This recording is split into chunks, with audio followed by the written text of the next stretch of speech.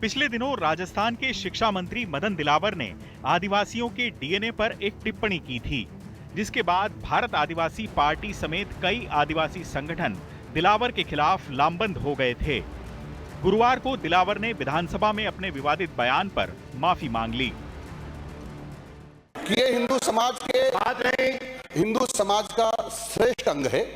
इनके बारे में नकारात्मक भाव रखना मैं नहीं मानता हूं और इसलिए मैं विपक्ष को या किसी आदिवासी बंधु को जो मेरी जाति के हैं उनको कोई कष्ट हुआ मेरे बोलने से, मेरे बात करने से या कोई शब्दों से, तो मैं खेद प्रकट करता हूं। धन्यवाद। दिलावर ने दावा किया कि वो खुद आदिवासी समाज से आते हैं।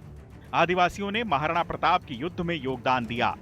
दरअसल राजस्थान में कांग्रेस ने सदन में दिलावर को घेरने की रणनीति बनाई थी, जिसके बाद जब भी वो कुछ बोलने के लिए खड़े होते, विपक्ष हंगामा करने लगता। यहां तक कि दिलावर की बात कोई सुन ही नहीं पाता था। गुरुवार को भी ऐसा ही हुआ, जिसके बाद दिलावर ने माफी मांगकर गतिरोध को खत्म करने की कोशिश की। भारत आदिवासी पार्टी मुखर होकर दिलावर का विरोध कर रही थी।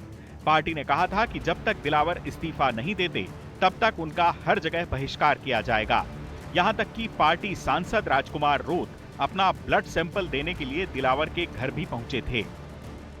बयान के खिलाफ राजस्थान विधानसभा का भी घेराव होगा, संसद लोकसभा के अंदर भी आवाज उठेगी। ये बात इतनी आसानी से ठप नहीं होने वाली है। जिस तरह से उन्होंने पूरे समुदाय पर लांछन लगाने का काम किया, इसलिए ये रहने वाला नहीं है समुदाय। दरअसल भारत आदिवासी पार्टी का मानना है कि आदिवासी हिंदू नहीं हैं। इस बारे में एक सवाल के जवाब में मदन दिलावर ने कहा था कि जो खुद को हिंदू नहीं मानते, वो अपना डीएनए टेस्ट कराएं।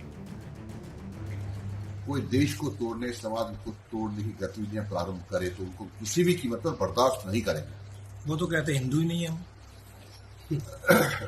वो एक नहीं है, वो तो उनके पूर्वजों से पूछ लेंगे। हमारे यहाँ एक वंशावली लिखने वाले लोग उनसे पूछ लेंगे वो क्या है, और हिंदू नहीं है वो तो फिर उनके डीएनए की जांच करा लेंगे, बाप की औलाद है कि नहीं वो। इसके बाद तमाम आदिवासी संगठनों ने दिलावर के खिलाफ मोर्चा खोल दिया था।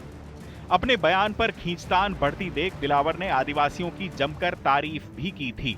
उन्होंने कहा था कि कांग्रेस समेत दूसरे विपक्षी दल आदिवासी भाइयों को गुमराह कर रहे हैं।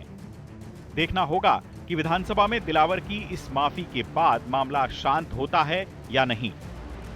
चुनाव आज तक।